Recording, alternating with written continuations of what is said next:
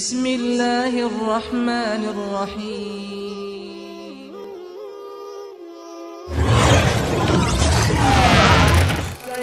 আখিরি জামানা আমার উম্মাত দাবিদারদের মধ্যে ৭৩ দলে বিভক্ত হয়ে যাবে, ৭২ দল জাহান্নামী হয়ে যাবে, একটি দল জান্নাতি হবে। সাহাবা হুজুররা বলতে লাগলে, ইয়া রাসূলুল্লাহ হাবিবাল্লাহ, ওই ৭২ দলে কি নামাজ থাকবে না? আল্লাহ নবী বললেন থাকবে। রোজা থাকবে না? নবী বললেন থাকবে। হজ থাকবে না? নবী বললেন থাকবে। দাড়ি টুপি জুব্বা পাগড়ি কি থাকবে না? হ্যাঁ থাকবে। আমাদেরকে আপনাদেরকে জানিয়ে দিই, নামাজ থেকে ছুটলে হবে না, রোজা থেকে ছুটলে হবে না, মসজিদ বানিয়েছে কটা দেখলে হবে না, মাদ্রাসা বানিয়েছে কটা দেখলে হবে না, দাড়ি কত বড় টুপি কত বড় এ হজ করেছে এটা থেকে ছুটলে হবে না। এ কোনো দ্বিতীয় অপশন, প্রথম নম্বর দেখতে হবে তার হৃদয়ে আমার নবী কোন জায়গায় আছে। সে আমার নবীর আজমাত সম্বন্ধে, আমার নবীর মাকাম সম্বন্ধে, আমার নবীর রিফাত সম্বন্ধে, আমার নবীর শান সম্বন্ধে, আল্লাহ যে আমার নবীকে সম্মানিত করেছে এই জায়গাতে তার আখিরা কোথায় রয়েছে। ময়দানে মাশহুরে এত কোটি দিন হবে, আল্লাহ নবী সাহাবাদিওকে বারবার বলে, আমার উম্মত উম্মতিরা, আমার সাহাবারা ময়দানে মাশহুরের জন্য বেশি বেশি করে কাঁদবে। সাহাবা হুজুররা বলতে লাগে, ইয়া রাসূলুল্লাহ হাবিবাল্লাহ, আপনি বারবার ময়দানে মাশহুরের কথা কেন বলে? আল্লাহ কোরআনের মধ্যে জানিয়েছে, ওয়াল তানজুরু নাফসুম মা কদ্দামাত লিগাদ, প্রতিটা নফসের উচিত পরকাল নিয়ে বেশি বেশি চিন্তা করা। দুনিয়ায় কষ্ট হলে, বিমারে পড়লে কত লোক আছে সান্ত্বনা দিবার, ওহ ডাক্তার দেখেছো, একটু সবর করো, ধৈর্য ধরো, কত কি বলবে। কিন্তু পরকালে সব আপনারা পর হয়ে যাবে। বাপ বেটা এতো নাকি কত আদরের জিনিস, সব পর। হ্যাঁ, বেটা যদি নবীর প্রেমিক হয়, আল্লাহর প্রেমিক হয়, বাপ যদি ভুলও করে ফেলে, বেটা হাত ধরে জান্নাতে নিয়ে যাবে। জোরে বলুন সুবহানাল্লাহ। বিদায় জানিয়ে দিলেন, উলামা দুই ধরনের হবে, খায়রুল উলামা, শাররুল উলামা। ভালো উলামা আর মন্দ উলামা। ভালো উলামা চিনবেন কি করে, মন্দ উলামা চিনবেন কি করে? দুজনের মধ্যে কোরআনের জ্ঞান থাকবে, দুজনের মধ্যে হাদিসের জ্ঞান থাকবে, দুজনেরই মসজিদ থাকবে, দুজনেরই মাদ্রাসা থাকবে, দুজনেরই নামাজ পড়বে, দুজনেরই মুখে দাড়ি থাকবে, দুজনেরই মাথায় টুপি থাকবে, দুজনই বলবে আমি কোরআন হাদিস মানি, দুজনই আল্লাহ রাসূলের কথা শোনাবে। এই যুবকেরা, তরুণেরা, আখিরি জামানা দুনিয়া আমাদেরকে মিটিয়ে দিতে চাইছে, দুনিয়া আমাদের মা বেটিদের ঘরে তাদের রাখেল বানাতে চাইছে, দুনিয়া আমাদের ঘরে হত্যা করে দিতে চাইছে। আমার মহান মাতৃভূমি ভারতে, যেটা সর্বধর্মের দেশ, সেই দেশে প্রকাশ্য ঘোষণা করা হচ্ছে, হারালো অস্ত্র বাড়ি বাড়ি রাখো, হারালো অস্ত্র বাড়ি বাড়ি রাখো। সেই দেশে প্রকাশ্য ঘোষণা করা হচ্ছে ইসলামকে মিটিয়ে দিতে হবে, মুল্লাদেরকে কেটে ফেলতে হবে। এ যুবকেরা, তরুণেরা, বাপেরা, এখন কি আমাদের ঘুম ভাঙবে না? এখন কি আমরা বুঝবো না? এখন কি আমরা জেগে উঠবো না? আমাদের বাচ্চাগুলোর জন্য কি এখনো ভাববো না? এ থেকে বাঁচার উপায় প্রথম নম্বর, আল্লাহ নবীর উপরে প্রেম ও আদব নিয়ে আসো এবং আল্লাহকে ভয় করো। আল্লাহ ছাড়া দ্বিতীয় কাউকে ভয় করবেন না।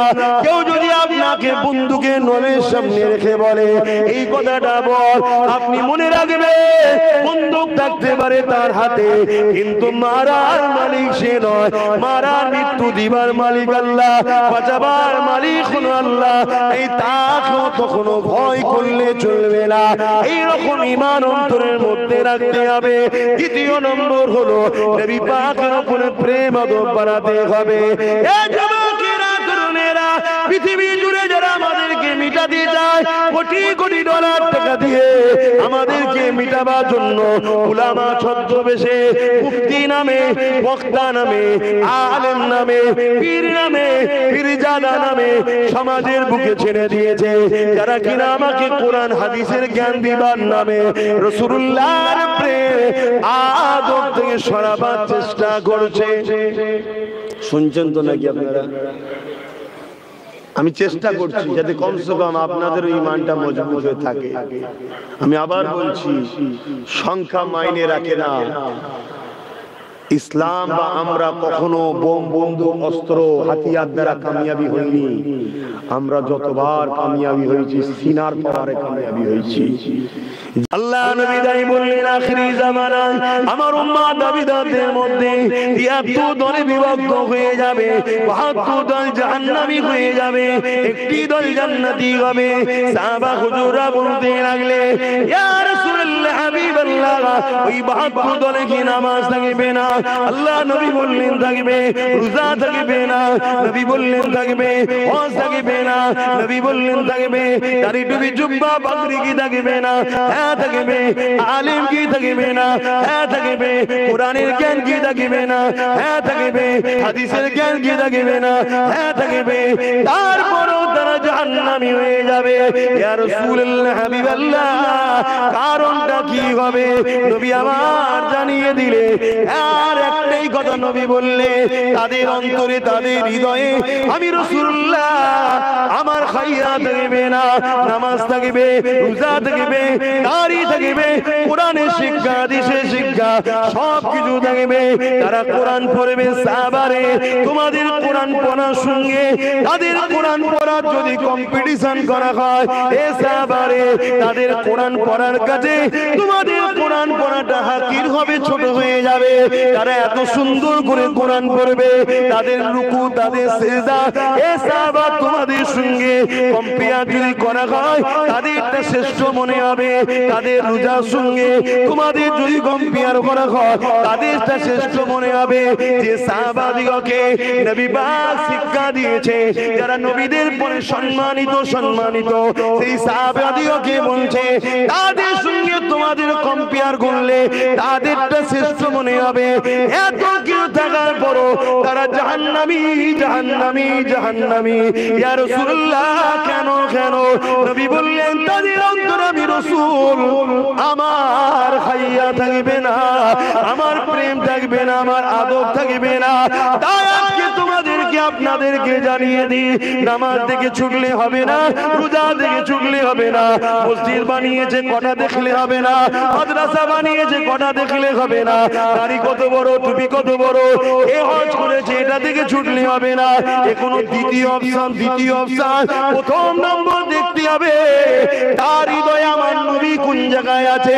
সে আমার নবীর আজমাত সম্বন্ধে, আমার নবীর মাকাম সম্বন্ধে, আমার নবীর রিফাত সম্বন্ধে, আমার নবীর শান সম্বন্ধে, আল্লাহ যে আমার নবীকে সম্মানিত করেছে, এই জায়গাতে তার আখিরা কোথায় রয়েছে?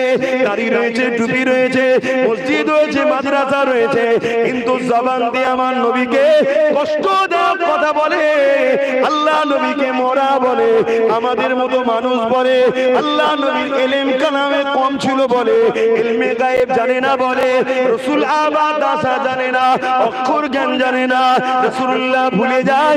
এই যুবকেরা নবী 40 বছর আগে নবুয়ত পায়নি, নবী ছিল না, নবী পাক গরু ছাগল চড়াতো, রাখাল ছিল, নবীরা ভিখারি ছিল। এই ধরনের কুফরি কথা যে বক্তার মুখে পাবে, যে আলেমের মুখে পাবে, সে যত বড় পীর দাবি করো, যত বড় মুফতি মাওলানা দাবি করো, যত বড় মাদ্রাসা তৈরি করেছে, মসজিদ তৈরি করেছে, আল্লাহর কোরআন অনুযায়ী, নবীর হাদিস অনুযায়ী, সে একজন মুনাফিক। আর মুনাফিকের ঠিকানা হলো সব থেকে নিকৃষ্ট জাহান্নামী।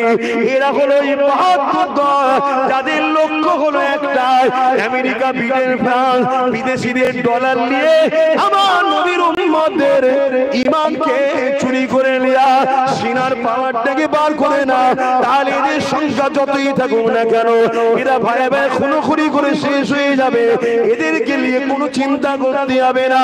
আর যদি সিনার পাওয়ার থাকে, এক খালিদ বিন ওলীদ 125টা লড়াই করে জামান নবীর পক্ষে দাঁড়িয়ে ঈমানের পাওয়ারে 125টা লড়াইতে আল্লাহ তিনাকে বিজয় দিয়ে দিয়েছে। ঈমানের পাওয়ার যদি থাকে, সালাউদ্দিন আইবি তৈরি হয়ে যাবে। এক সালাউদ্দিন আইবি 12,000 সৈন্য নিয়ে মসজিদে আকসাকে বাঁচাবার জন্য, সেলিবিয়াদের 4 লক্ষ সৈন্য ছিল। সালাউদ্দিন আইবি জানার পরও পালিয়ে যায়নি। 4 লক্ষর মোলাবেলায় 12,000 নিয়ে আগিয়ে গেছে। ওই 12,000-এর কাছে 4 লক্ষ পৃথিবী বিখ্যাত সৈন্য। সেলিবিয়ারা পালাবার রাস্তা খুঁজে পায়নি। ঈমান থাকার জন্য পৃথিবীর super power America, France, Britain, Japan, পৃথিবীর সমস্ত শক্তিশালী দেশগুলো একতা হওয়ার পরও প্যালেস্টাইনকে মিটাবার চেষ্টা করেছিল। প্যালেস্টাইনবাসীরা চাঙ্গুল দিয়ে পাথর নিয়ে পারমাণবিক শক্তির বিরুদ্ধে লড়াই করেছে। পৃথিবীর শক্তিগুলো পিছনে বাধ্য হয়েছে, প্যালেস্টাইনবাসী কামিয়াবি হয়েছে। কিসের জোরে? কিসের জোরে? একমাত্র পাওয়ার ঈমান, ঈমান, ঈমান। ঈমান হলো সিনার মধ্যে, হৃদয়ের মধ্যে নবীর প্রেম আজমাতকে বাড়ানো। যাদের দিলে নবীর প্রেম নেই, আজমাত নেই, ভালোবাসা নেই, সে যাই হোক না কেন সে মুনাফিক, জাহান্নামী। এটাকে আমাদেরকে বুঝতে হবে। যদি না বুঝি ঈমানটা চলে যাবে। আর যদি আপনি নবীর প্রেমিক হতে পারে, ইনশাআল্লাহ আবার আল্লাহর পক্ষ থেকে বদরের মতো ফেরেশতা আসবে। বিজয় অবশ্যই মুমিন মুমিনাদেরই হবে। আরো জোরে বলুন সুবহান।